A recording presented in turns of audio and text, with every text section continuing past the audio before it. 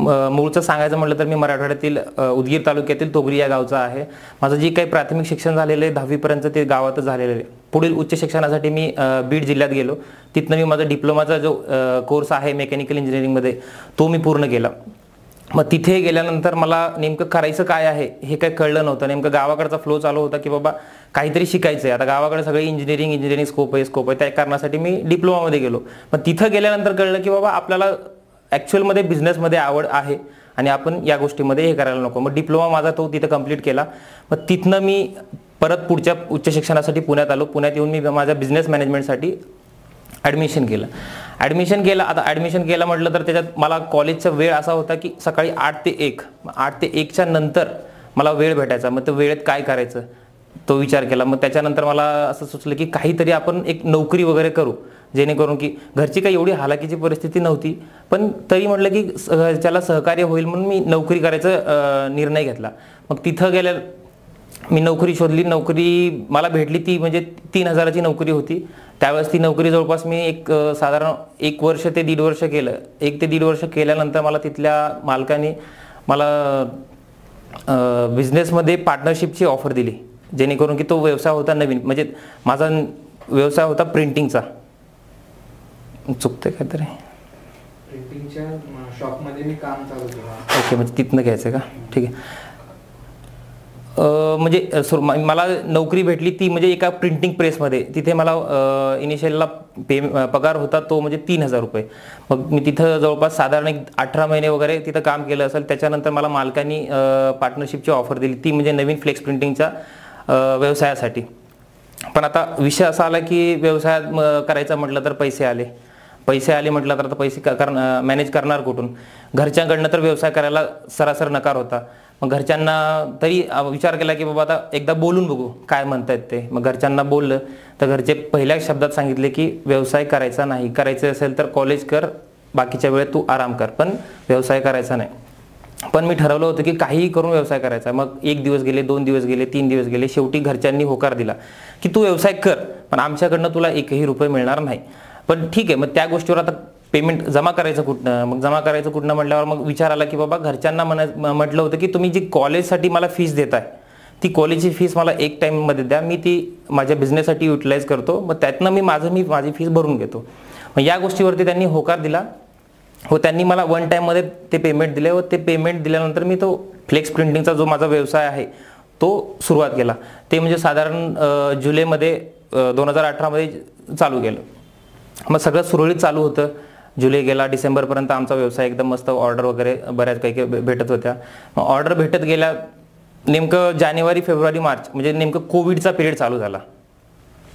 कोविडच्या पिरियडमध्ये भरपूर ऑर्डर यायला लागल्या. त्यात विषय असा झाला की ॲडव्हान्स विषय असा झाला, नेमकं त्यामध्ये कोविडचा विषय आला. ते म्हणजे 22 मार्च तोपर्यंत आपली सगळे ऑर्डर वगैरे व्यवस्थित चालू होते. त्यावेळेस माझ्याकडे जवळपास 6 डिझायनिंगचा स्टाफ होता, 2 प्रिंटिंग ऑपरेटर आणि 2 आपले फिटिंगसाठी स्टाफ, असं टोटल एकूण 10 ऑफिस स्टाफ होता, जेणेकरून की सगळं सुरळीत चालू होतं. गव्हर्नमेंटकडनं आपल्याला आदेश आलेले की 1 ते 2 दिवसाचा लॉकडाऊन असणार आहे, तो 22 मार्चचा. मग तसा विचार केला की 2 ते 3 दिवसामध्ये सगळ्या गोष्टी सॉल्ट आउट होतील आणि मग आपलं सुरळीत चालू राहील. मग त्याच्यानंतर लॉकडाऊन वाढतच गेला. 15 दिवस गेले, 20 दिवस गेले, परत महिना गेला, 2 महिने गेले, 3 महिने गेले. मग आता आला प्रश्न की बाबा पुण्यात यायचा. मी नेमकं लॉकडाऊन झाल्यानंतर कसं बसं करून गावी पोहोचलो होतो. पण गावाकडनं परत आल्यानंतर मग जवळपास उधारी झाली होती, 4 ते 4.5 लाखाची उधारी झाली होती, जेणेकरून की मी क्रेडिटवरती माल घेतलेला होता आणि लोकांना कामं करून दिली होती. पण ती कामाची पेमेंट मला वेळेत भेटलं नव्हतं. कारण काय, काम चालू आहेत, जवळची माणसं आहेत, देतील पेमेंट, या त्या गोष्टी मी सोडून दिला विषय. मग नंतर जेव्हा लॉकडाऊनच्या नंतर आलं, त्या लोकांना बोललं की बाबा पेमेंटचं काय. काही लोकांनी पेमेंट सरळ देणार नाही बोलले, काही लोकांची दुकानच म्हणजे जे काही त्यांचे स्टार्टअप्स होते ते कोलॅप्स झालेले. मग या कारणासाठी मग माझा तो जो कॅपिटल आहे तो तिथे कोलॅप्स झाला. पण या विचारानं न थांबता मग तिथनं मग परत सुरुवात केली. आहे त्या गोष्टीचं प्लॅनिंग केलं की कोणाला कधी द्यायचं आहे किंवा आपला बिझनेस कसा चालला पाहिजे. स्टाफ थोडासा कमी केला, ज्या गरजेच्या गोष्टी त्या घेत गेलो, ज्या नको आहेत त्या कमी करत गेलो. असंच चालत राहिलं. साधारण 1-2 महिने गेले, 3 महिने गेले, कर्ज थोडं कमी होत गेला. त्याच्यानंतर आला सेकंड कोविड. त्या कोविडमध्ये मग विषय असा झाला की माझं आणि पार्टनरचं थोड्याशा मिसकम्युनिकेशनमुळं माझा पार्टनरशिप तुटली तिथं. मग तिथनं मला परत सुरुवात करायची वेळ आली. मग त्या सेटअपमधनं फक्त मी एक कम्प्युटर आणि एक CPU, एक कम्प्युटर घेऊन मी बाहेर पडलो. मग आता करायचं तरी काय, कारण ऑलरेडी अंगावर लोन होता. मग आता पुढं करायचं तरी काय, प्रश्न खूप भयानक प्रश्न होते. पण विचार केला की बाबा आता आपण ज्या काही गोष्टी शिकले, प्रिंटिंगमध्ये बऱ्याच काही गोष्टी आपल्याला नॉलेज आलेले आहेत, आता आपण स्टँड होऊ शकतो. मग या सर्व केसमध्ये मला विचार आला की बाबा आता आपण एखादा एरिया डिसाईड करू आणि तिथं आपण सर्व्हिस द्यायला चालू करू. मग या सर्व गोष्टीवरती मी 1-2 महिने घातले. मग त्यात लोकेशन असं चॉईस केलं की बाणेर हा लोकेशन चॉईस केला तिथं बिझनेस करण्यासाठी. मग बिझनेस करण्यासाठी तिथं मग गेलो, तिथं शॉप वगैरे शोधलं. पण त्याच्या अगोदर मला प्रॉब्लेम्स असे यायला लागले की बाणेर लोकेशनमध्ये आपल्याला रेंटवरती कमी भाड्यामध्ये शॉप भेटत नाहीत. फ्रंटला मी 1 दोघांना विचारलं तर ते म्हटले की तुझा बजेट काय. मी सांगितलं माझा बजेट आहे 25,000 पर मंथ मी देऊ शकतो. पण ते बोलले की 25,000 बजेट असेल तर तू इथं थांबू नको, कारण बाणेरमध्ये 45,000च्या खाली तुम्हाला दुकान भेटणार नाही, हे तिथल्या लोकांनी सांगितलं मला. पण विचार केला आता 45,000 तर आपल्याने काय देणं होणार नाही. पण तरी 1-2 दिवस गेले, 3 दिवस गेले. बॅक साईडला मला एक छोटासा गोडाऊन भेटला. तो की गोडाऊन मी घेतला 25,000च्या रेंटमध्ये, तो गोडाऊन ठेवून घेतला. मग तिथं माझा व्यवसाय चालू केला.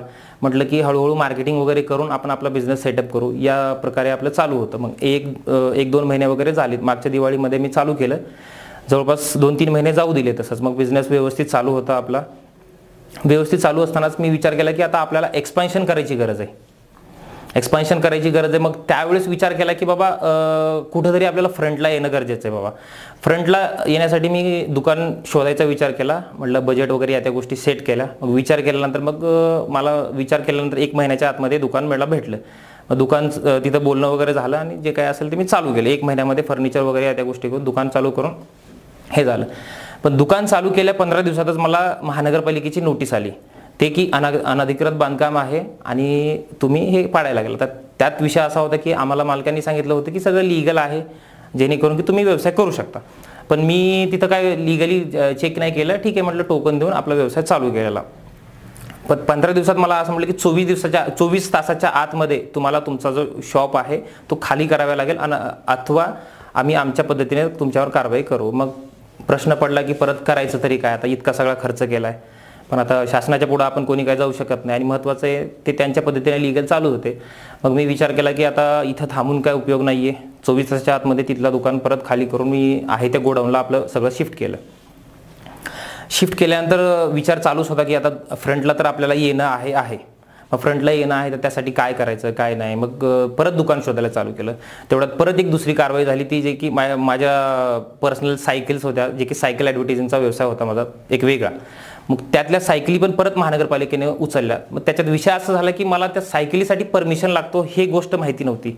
मग हा एक परत प्रॉब्लेम चालू झाला. मग फेऱ्या चालू झाल्या महानगरपालिकेच्या क्षेत्रीय कार्यालयासोबत, बाबा तुम्ही उचलले. मग ते त्यांच्यासोबत चालू झालं की बाबा तुम्ही इलिगल पद्धतीने चालू आहे या त्या गोष्टी.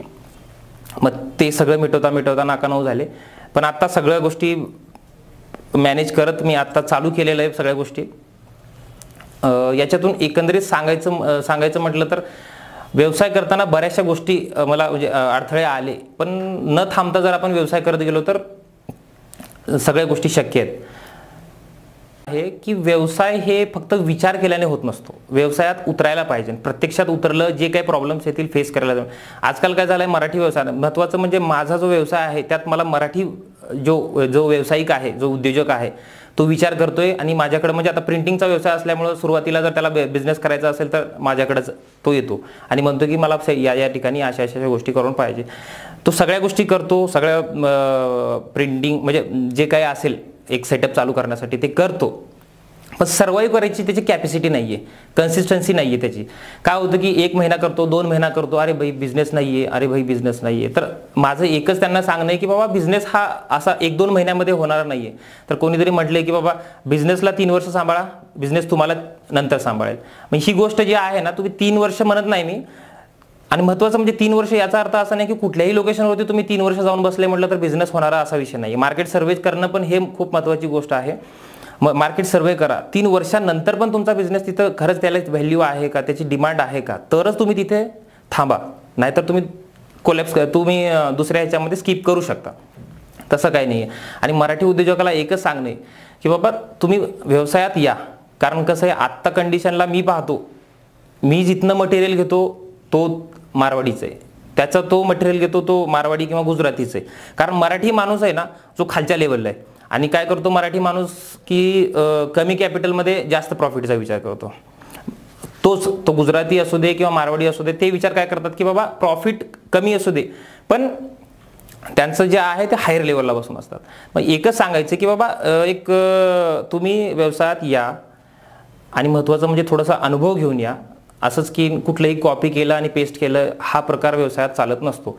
कॉपी पेस्टमध्ये खूप मोठे लॉस होऊ शकतात. तर सांगण्याचा उद्देश एकच आहे की या, सर्वे करून या, थोडासा व्यवसायात अनुभव घ्या आणि तुम्ही चाला, आणि नंतर मग जे काही प्रॉब्लेम्स येतील त्याला फेस करायची तयारी ठेवा. एवढंच माझं सांगायचं हे आहे की बाबा तुम्ही या. आणि शेवटी मी हे सांगू इच्छितो की या मी उद्योजक या प्लॅटफॉर्मचा मी धन्यवाद व्यक्त करतो, कारण त्यांनी या ठिकाणी या बोलायला मला संधी दिली. धन्यवाद.